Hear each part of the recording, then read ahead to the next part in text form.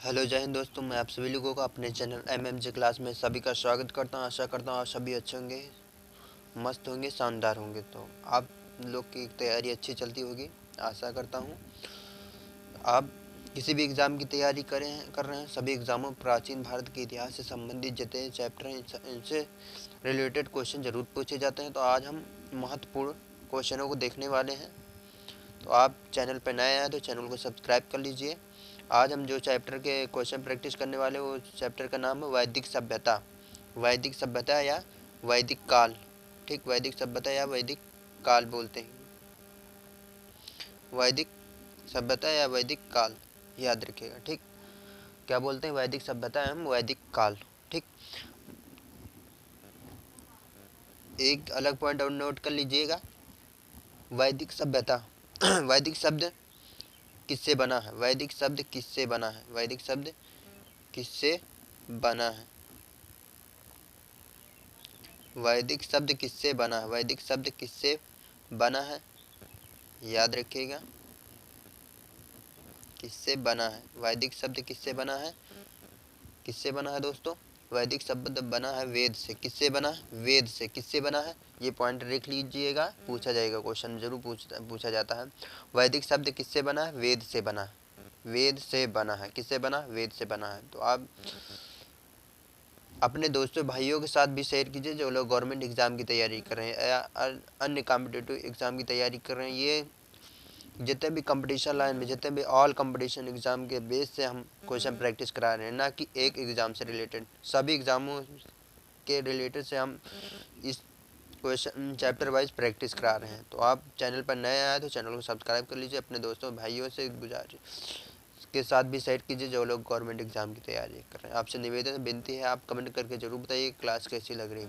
Class अच्छी लग रही है तो आप किस जगह से देख रहे हैं, स्टेट से, वो ज़रूर कमेंट करके बताइएगा कि हमारी क्लास कहाँ तक के लोग देखते हैं, कहाँ तक जाती हैं। ठीक, ये आपसे उम्मीद करेंगे, आपसे निवेदन करेंगे कि इस क्लास को पूरा देखिए। ठीक, हम लिखने का उपकरण हमारे पास नहीं है तो हम जो बोल रहे हैं उसके आधार पर लिखते जाइएगा, जो न समझ में आए, और बाकी हम लिख कर बताएंगे, लिखने की पूरा कोशिश करेंगे।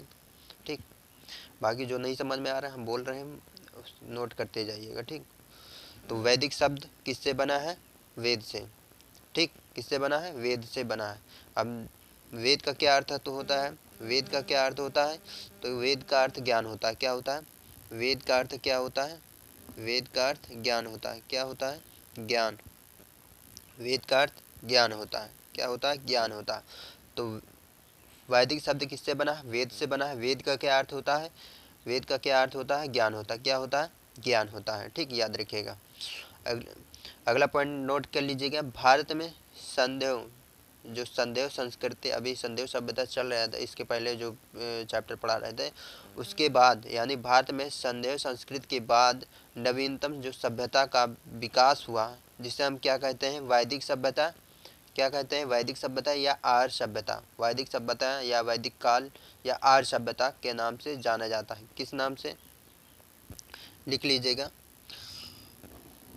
भारत में भारत में संदेह संस्कृत के बाद, संदेह संस्कृत के बाद, संदेह संस्कृत के बाद, के बाद, के बाद, संदेह संस्कृत के बाद, ठीक, जो नवीन सभ्यता का, जो नवीन या नवीनतम, कुछ भी लिख लीजिएगा, नवीनतम सब,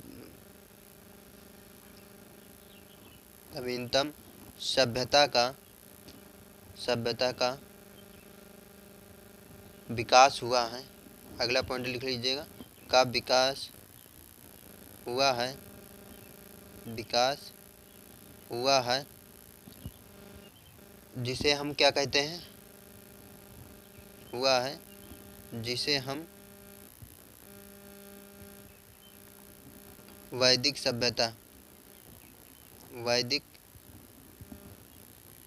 वैदिक सभ्यता या काल, वैदिक काल कहते हैं। वैदिक सभ्यता या वैदिक काल कहते हैं। और या आर्य सभ्यता, क्या बोला जाता है?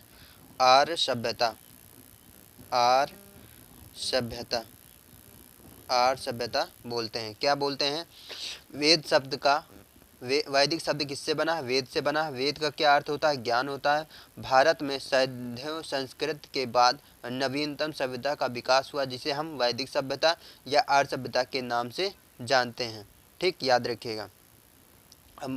अब याद रखिएगा आर्य शब्द का अर्थ क्या होता है। आर्य शब्द का अर्थ लिख लीजिएगा, बोल रहे हैं आर्य शब्द का अर्थ, आर्य शब्द का अर्थ, आर्य शब्द का अर्थ, आर्य शब्द का अर्थ क्या होता है? तो नोट कर लीजिएगा। क्या कहते हैं? श्रेष्ठ या श्रेष्ठ, उत्तम जिसे बोलते हैं, अच्छा, ठीक, श्रेष्ठ या कुलीन, या कुलीन क्या बोलते हैं? आर्य शब्द का अर्थ क्या होता है? आर्य शब्द का अर्थ श्रेष्ठ या कुलीन होता है। क्या होता है? श्रेष्ठ या कुलीन होता है, याद रखिएगा। ठीक, जिसे क्लासिकीय संस्कृत में क्या बोला जाता था? क्लासिकीय संस्कृत में, याद रखिएगा, पॉइंट लिखते जाइएगा। क्लासिकीय, ठीक, संस्कृत में, क्लासिकीय संस्कृत में आर्य शब्द का अर्थ में आर्य ये है, ठीक, याद रखिएगा। आर्य शब्द का अर्थ, आर्य शब्द का अर्थ क्या होता है? आर्य शब्द का अर्थ लिख लीजिएगा पॉइंट करके, एक उत्तम व्यक्ति। क्या होता है? एक उत्तम व्यक्ति। क्या होता है? एक उत्तम व्यक्ति होता है। ठीक, नोट कर लीजिए, एक उत्तम व्यक्ति। याद रखिएगा हमने क्या बताया था? वैदिक सभ्यता या वैदिक काल। ठीक, वैदिक शब्द किससे मिलकर बना है? तो वेद से मिलकर बना है। वेद का क्या अर्थ होता है? ज्ञान होता है। भारत में सैन्य संस्कृत के बाद नवीनतम सभ्यता का विकास हुआ, जिसे हम वैदिक सभ्यता या आर्य सभ्यता के नाम से जानते हैं। तो आर्य शब्द का क्या अर्थ होता है? तो श्रेष्ठ या कुलीन होता है। क्या होता है? श्रेष्ठ या कुलीन होता है। वह क्लासिकीय संस्कृत में आर्य शब्द का क्या अर्थ होता है? तो एक उत्तम व्यक्ति, एक उत्तम व्यक्ति होता है। क्या होता है? एक उत्तम व्यक्ति। अभी तक हमने ये बात बताई, ठीक, याद रखिएगा। क्या बताया था? यही शब्द बात बताया, तो आप नोट कर लीजिएगा, ठीक, बहुत काम आएगा दोस्तों। वैदिक काल को कितने भागों में बांटा गया है? याद रखिएगा, वैदिक काल को 2 भागों में बांटा गया है। किसके? वैदिक काल को कितने भागों में बांटा गया है दोस्तों? वैदिक काल को 2 भागों में बांटा गया है। वैदिक काल को 2 भागों में बांटा गया है। वैदिक काल को 2 भागों में बांटा गया, विभाजित किया गया, ठीक, 2 भागों में बांटा गया। हम बांटा ही लिख दे रहे हैं, ठीक, क्योंकि बांटा गया लिखने का कोई उपकरण नहीं है हमारे पास, इसलिए हम हाथ से ही लिख रहे हैं। ठीक, आपको जो ना समझ में आए हम बोलते जा रहे हैं, वैसे लिखते जाइएगा। ठीक, वैदिक काल को कितने भागों में बांटा गया? 2 भागों में बांटा गया। ठीक, जिसे क्या बोला जाता है? नोट कर लीजिए, ऋग्वैदिक या पूर्व वैदिक काल। ऋग्वैदिक या पूर्व वैदिक। ठीक, ऋग्वैदिक या पूर्व वैदिक काल बोला जाता है।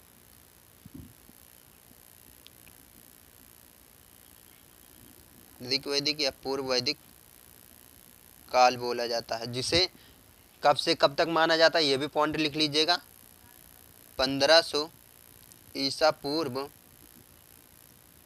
1500 ईसा पूर्व में से लेकर 1000 ईसा पूर्व, 1000 ईसा पूर्व, ठीक, 1000 ईसा पूर्व तक। वैदिक काल को कितने भागों में विभाजित किया गया, बांटा गया है? वैदिक काल को ऋग्वैदिक या पूर्व वैदिक, ऋग्वैदिक या पूर्व वैदिक दोनों बोला जाता है। ठीक, ऋग्वैदिक या पूर्व वैदिक काल को 1500 ईसा पूर्व से लेकर 1000 ईसा पूर्व तक माना जाता है। इसका समय सीमा काल क्या है?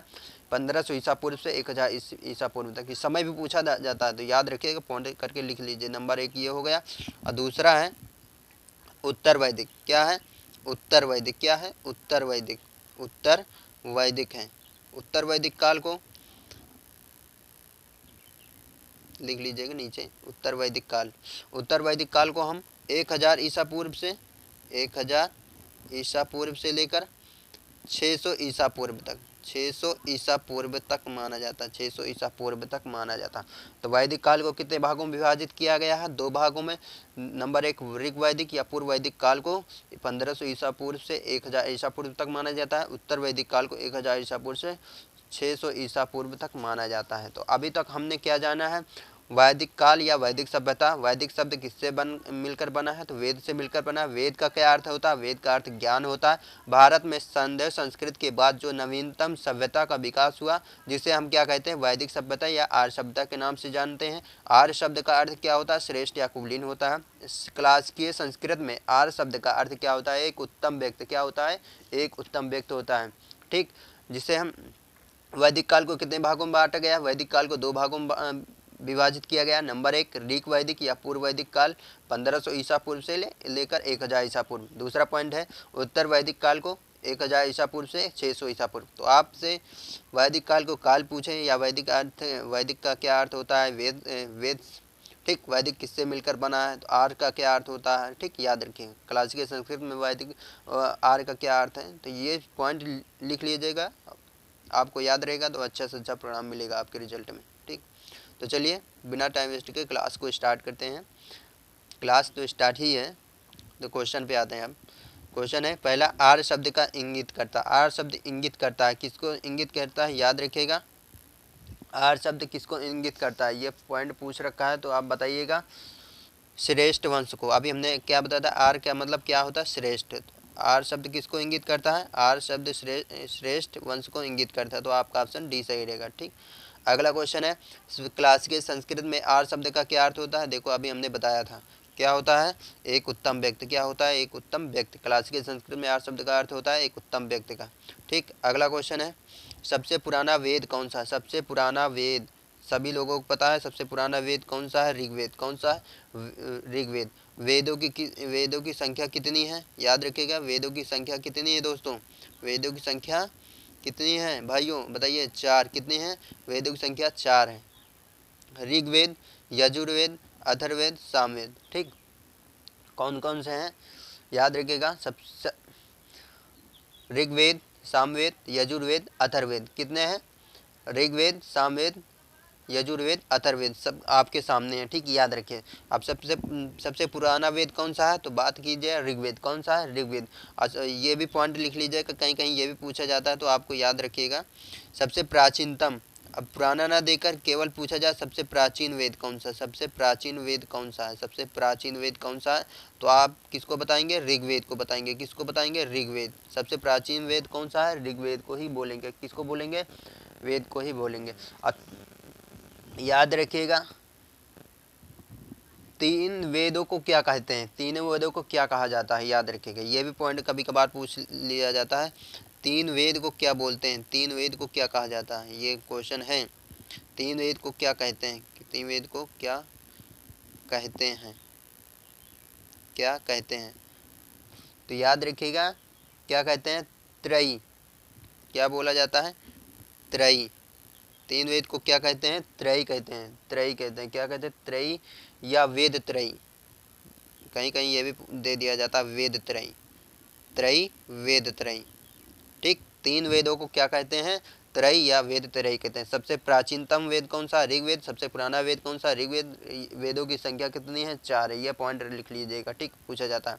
अगला क्वेश्चन है त्रयी नाम है, त्रयी नाम किसका है? याद रखिएगा, 3 मौसमों का है कि हिंदू धर्म के 3 देवताओं का या धर्म संघ व युद्ध का है? तो 3 वेदों का। अभी हमने बताया था किसका है? 3 वेदों का। तो आपका ऑप्शन ए सही रहेगा। अगला क्वेश्चन है किस वैदिक ग्रंथ में वर्ण शब्द का सर्वप्रथम नामोल्लेख मिलता है? वर्ण जो शब्द है इसका सर्वप्रथम किस में उल्लेख मिलता है? तो ऋग्वेद में। किस में मिलता है? ऋग्वेद में। तो आपका ऑप्शन ए सही है। आर्यों को गौर वर्ण भी कहा जाता है, दासों को कृष्ण वर्ण भी कहा जाता है। याद रखिएगा, आर्यों को क्या बोला जाता था? आर्यों को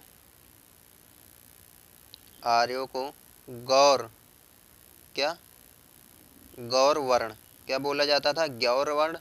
याद रखिएगा, आर्यों को गौर वर्ण बोला जाता था। ठीक, और दासों को क्या बोला जाता था? दासों को क्या बोला जाता? कृष्ण वर्ण। कौन सा? कृष्ण वर्ण। कृष्ण वर्ण। ठीक, ये 2 पॉइंट लिख लीजिएगा। आर्यों को गौर वर्ण, दासों को कृष्ण वर्ण बोला जाता है। वर्ण शब्द का सर्वप्रथम नामोल्लेख किसमें मिलता है? ऋग्वेद में मिलता है। ठीक, याद रखिएगा। अगला क्वेश्चन है वर्ण व्यवस्था में से संबंधित पुरुष सूक्त मूलतः पाया जाता है, तो किस में पाया जाता है? ऋग्वेद में। किस में पाया जाता है? पुरुष सूक्त मूलतः पाया जाता है, तो ऋग्वेद में पाया जाता है। अगला क्वेश्चन है, निम्नलिखित 4 वेदों में से किस एक में जादुई माया और वशीकरण का वर्णन है? किसमें है? अथर्ववेद में। किस में है? अथर्ववेद में। तो आपका ऑप्शन सी सही रहेगा। ठीक, एक पॉइंट और लिख लीजिएगा, हम लिखवा दे रहे हैं, चाहे इसी में लिख लीजिए किसी में। पहले ये पॉइंट 7वां पॉइंट लिख लीजिएगा। इस वेद में, ऋग्वेद में, यानी ऋग्वेद में कितने हैं, कितने अध्याय हैं? 20 अध्याय हैं, याद रखिएगा 20 अध्याय हैं। कितने अध्याय हैं? 20 अध्याय। कितने अध्याय? 20 अध्याय हैं। और 730 सूक्त तंत्र यंत्र माना जाता है। सूक्त 730 सूक्त तंत्र मंत्र, ठीक, तंत्र या मंत्र, इतने हैं। 20 अध्याय हैं, 730 सूक्त मंत्र हैं। और ऋग्वेद में याद रखिएगा, ऋग्वेद में 10वें मंडल के पुरुष सूक्त में है, याद रखिएगा। ये पिछला पॉइंट लिख लीजिएगा, यह पुरुष सूक्त मूलतः पाया जाता है, तो ऋग्वेद में कि किसमें है? ऋग्वेद में। ऋग्वेद में कितने? 10वें मंडल के, किसने? 10वें मंडल के, 10वें मंडल के पुरुष सूक्त में है। 10वें मंडल के पुरुष सूक्त में है ये जो पाया जाता है। पुरुष सूक्त मूलतः पाया जाता है किसमें? 10वें मंडल के पुरुष सूक्त में पाया जाता है। ठीक, याद रखिएगा, ये पॉइंट लिख लीजिएगा। ठीक, चलिए अगला क्वेश्चन देखते हैं। ऋग्वेद में कितनी रचनाएं होती है? ऋग्वेद में कितनी रचनाएं होती हैं? कितनी रचनाएं होती हैं? तो कितनी होती हैं? 10,552। कितनी रचनाएं? और ऋग्वेद में कितनी रचनाएं होती हैं? 10,052। कितनी होती है? 10,052। और 1,028 सूक्त होती हैं। ये याद पॉइंट लिख लीजिएगा, पूछा जाता है क्वेश्चनों में आपके। ऋग्वेद में कितनी रचनाएं होती हैं? तो 10,552। और कितनी सूक्त होती हैं? तो 1,028। कितनी सूक्त होती है? 1,028, याद रखिएगा। अगला क्वेश्चन है, ऋग्वेद है, ऋग्वेद क्या है? तो याद रखिएगा, स्तोत्रों, स्तोत्रों का संकलन, स्तोत्रों का संकलन। तो आपका ऑप्शन ए सही रहेगा। अगला क्वेश्चन है, निम्नलिखित में से कौन सा ब्राह्मण ग्रंथ ऋग्वेद से संबंधित है? ब्राह्मण ग्रंथ ऋग्वेद से संबंधित है, तो याद पॉइंट लिख लीजिएगा, किससे संबंधित है? ऐतरेय ब्राह्मण। ऐतरेय ब्राह्मण ग्रंथ किससे संबंधित है? ऋग्वेद से संबंधित है। ऐतरेय ब्राह्मण, कौन सा ब्राह्मण ग्रंथ ऋग्वेद से संबंधित है? ऐतरेय ब्राह्मण किससे संबंधित है? ऋग्वेद से संबंधित है। और गोपद ब्राह्मण किससे संबंधित है? ये भी लिख लीजिएगा, अथर्ववेद से। किससे? अथर्ववेद से। अथर्ववेद से किससे संबंधित है? अथर्ववेद से। और शतपथ ब्राह्मण किससे संबंधित है? यजुर्वेद से। किससे? यजुर्वेद से। यजुर्वेद से। किससे संबंधित है? यजुर्वेद से। तैत्तिरीय ब्राह्मण किससे संबंधित है दोस्तों, बताइएगा। तैत्तिरीय ब्राह्मण अभी याद नहीं आ रहा है, आप लोग कमेंट करके जरूर बताइएगा। ठीक, तैत्तिरीय ब्राह्मण किस वेद से संबंधित है? ये आपके लिए क्वेश्चन है। ठीक, तुरंत मतलब कमेंट करके जरूर बताइएगा, हमें इस समय याद नहीं आ रहा है, आप बताइएगा। ठीक, तैत्तिरीय ब्राह्मण किससे संबंधित है, याद रखिएगा। तो ऐतरेय ब्राह्मण किससे संबंधित? ऋग्वेद से। गोपद ब्राह्मण किससे संबंधित? अथर्ववेद से। शतपथ ब्राह्मण किससे संबंधित? यजुर्वेद से। तैत्तिरीय ब्राह्मण किससे संबंधित? एक कमेंट करके जरूर बताइएगा। ठीक, अगला क्वेश्चन है, गोपद ब्राह्मण संबंधित है, गोपद ब्राह्मण संबंधित अभी हमने बताया था अथर्ववेद से। किससे संबंधित है? अथर्ववेद से। तो आपका ऑप्शन सी सही रहेगा। ठीक, अगला क्वेश्चन है, निम्नलिखित में से कौन सा शुल्क यजुर्वेद की संहिता है? यजुर्वेद की संहिता थी, कौन सा शुल्क? याद रखिएगा, वाजसनेयी। कौन सा? वाजसनेयी। तो आपका ऑप्शन ए सही रहेगा। अगला क्वेश्चन है, ऋग्वेद का कौन सा मंडल पूर्णतः सोम को समर्पित है? ऋग्वेद का कौन सा मंडल पूर्णतः सोम को समर्पित है? तो याद रखिएगा, 9 मंडल। 9 मंडल। कौन सा मंडल? 9 मंडल। इस वेद में, इस वेद में कुल 10 मंडल। इस वेद में कितने मंडल है? 10 मंडल। कितने मंडल हैं इस वेद में? 10 मंडल। कितने मंडल हैं? 10 मंडल हैं। ठीक, और 9वें मंडल में याद रखिए कि कितनी सूक्ति हैं? कितनी सूक्ति हैं? 114 सूक्ति हैं, याद रखिएगा। 114 सूक्त ये सोम को समर्पित। किसको समर्पित हैं? सोम को समर्पित हैं ये पूरी। ठीक, याद रखिएगा, समर्पित हैं। ठीक, अगला क्वेश्चन देखते हैं। ऋग्वेद संहिता का 9वां मंडल पूर्णतः किसको समर्पित है? तो अभी हमने बताया था सोम और स्पेय नामांकित देवताओं को। ठीक ठीक, किसको समर्पित है? सोम और स्पेय नामांकित देवताओं को।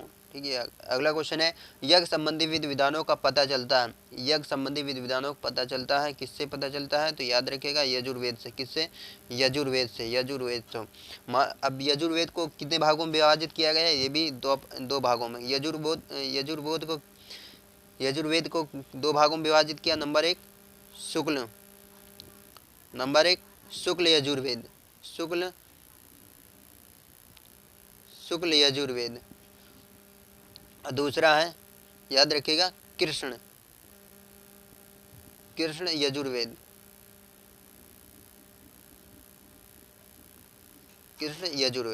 तो यजुर्वेद को कितने भागों में विभाजित किया? दो भागों में विभाजित किया गया। नंबर एक शुक्ल यजुर्वेद और कृष्ण यजुर्वेद।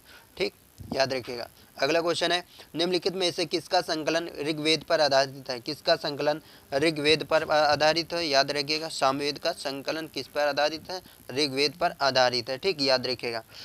इस वेद में कितने रचनाएं हैं? याद रखिएगा 1875 रचनाएं हैं। सामवेद में कितनी रचनाएं हैं? 1875 रचनाएं हैं। याद रखिएगा, पूछा जाएगा, ये भी पूछ सकता है। ठीक, याद रखिएगा। अगला क्वेश्चन है, भारत के किस स्थल की खुदाई से लौह धातु के प्रचलन के प्राचीनतम प्रमाण मिले हैं? तो याद रखिएगा अतरंजी खेड़म। किसमें? अतरंजी खेड़म। तो आपका ऑप्शन भी सही रहेगा। अगला क्वेश्चन है, उपनिषद पुस्तक है, याद रखिए किस पर पुस्तक है आधारित? दर्शन पर। किस पर? दर्शन पर। उपनिषद दर्शन पर आधारित पुस्तकें, इन्हें वेदांत भी कहा जाता है। क्या बोला जाता है? वेदांत भी बोला जाता है। याद रखिएगा, वेदांत भी कहा जाता है, वेदांत भी कहा जाता है। ठीक, ये वेदांत है, लिख लीजिएगा वेदांत। ठीक, अगला क्वेश्चन है, उपनिषदों का मुख्य विषय क्या है? उपनिषदों का मुख्य विषय क्या है? तो याद रखिएगा, हमने बताया दर्शन। क्या है? दर्शन। ठीक, अगला क्वेश्चन है, निम्नलिखित में से किस एक वैदिक साहित्य में मोक्ष की चर्चा मिलती है? किस एक वैदिक साहित्य में मोक्ष की चर्चा मिलती है? तो याद रखिएगा उपनिषद में। किसमें? उपनिषद में। किसमें? उपनिषद में मोक्ष की चर्चा मिलती है। वेदों में मोक्ष शब्द का प्रयुक्त नहीं हुआ। वेदों में, याद रखिएगा, पॉइंट लिख लीजिएगा, कभी पूछ सकता है। वेदों में मोक्ष शब्द प्रयुक्त नहीं है।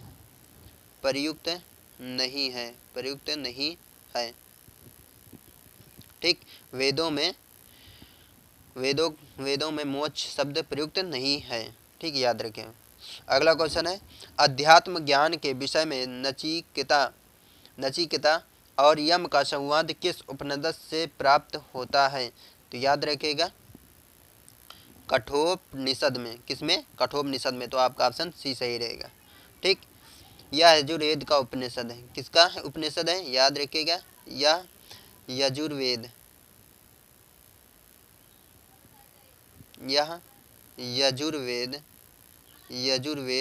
का उपनिषद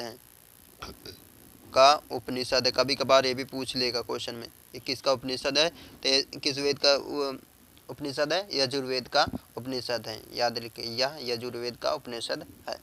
अगला क्वेश्चन है, नचिकेता आख्यान का उल्लेख मिलता है, तो किसमें मिलता है? कठोपनिषद में। तो आपका ऑप्शन सी सही रहेगा। अगला क्वेश्चन है, उपनिषद काल के राजा अश्वपति शासक थे, तो कैकेयी के।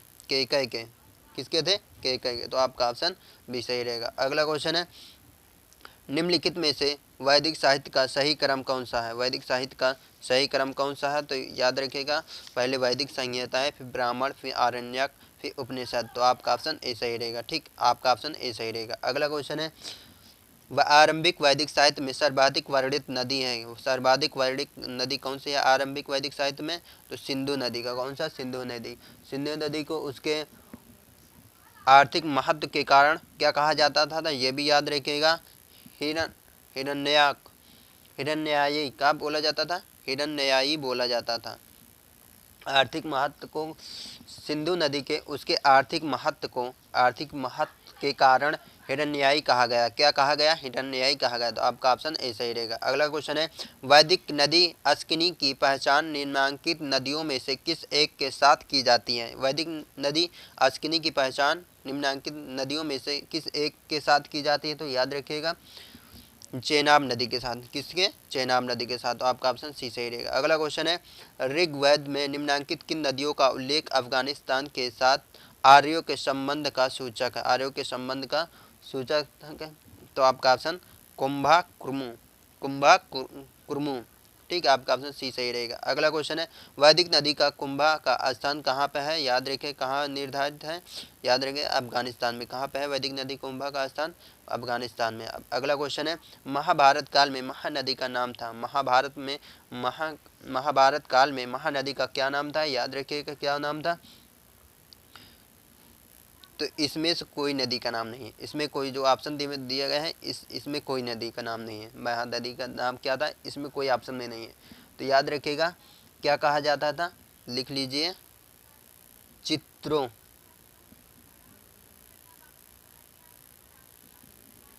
चित्रोत्पला, चित्रोत्पला के नाम से जाना जाता है। महाभारत काल में महानदी का क्या नाम था? चित्रोत्पला। क्या था? चित्रोत्पला था। याद रखिएगा। ठीक, अगला क्वेश्चन है, भारतीय संस्कृत के अंतर्गत ऋत का अर्थ क्या होता है? भारतीय संस्कृत के अंतर्गत ऋत का क्या अर्थ होता है? तो याद रखिए, प्राकृतिक नियम। क्या होता है? प्राकृतिक नियम। तो आप लोगों को क्लास कैसी लगी? क्लास अच्छी लगी है तो कमेंट करके ज़रूर बताइएगा। आप अपने चैनल पर नए आए हो तो चैनल को सब्सक्राइब कर लीजिएगा। ठीक, बेल आइकन ज़रूर दबा लेना क्लास पाने के लिए, अगली क्लास पाने के लिए। ठीक, आप चैप्टर वाइज हमारे साथ क्वेश्चन प्रैक्टिस कर सकते हैं। तो आप किसी भी एग्ज़ाम की तैयारी कर रहे हैं, ठीक, ये इस क्लास को आपसे गुजारिश है पूरा देखिए। आप डेली रिवाइज करते हैं, जितना रिवाइज करेंगे आपको उतना ही फ़ायदा मिलेगा। हर एग्ज़ाम में फ़ायदा ज़रूर मिलेगा, ये हमारी गारंटी, मगर आप रिवाइज करेंगे तब। ठीक, अपने दोस्तों भाइयों के साथ भी शेयर कीजिए, जो लोग गवर्नमेंट एग्ज़ाम की तैयारी कर रहे हैं, किसी भी कम्पिटेटिव एग्ज़ाम की तैयारी कर रहे हैं, उनके साथ शेयर कीजिए। ठीक, आप क्लास को रेगुलर देखिए और रेगुलर रिवाइज करते रहेगा। ठीक, अभी ये क्वेश्चन इस चैप्टर के समाप्त नहीं हुए हैं, अभी और हैं। ठीक, तो हम थोड़ा थोड़ा कराते हैं ताकि आपको याद हो जाए। ठीक, ना कि पूरा करा दें एक साथ, क्या फ़ायदा? एक बार देख लो क्लास, काम ख़त्म। ठीक, तो इससे कोई फ़ायदा नहीं है। अब उस तरह लंबी क्लास भी हो जाती है, बोरियत भी होने लगती है सभी को। इस वजह से थोड़ा ही पढ़ो, मतलब अच्छा पढ़ो, याद रखिएगा। ठीक, तो चलिए, जय हिंद, जय भारत दोस्तों।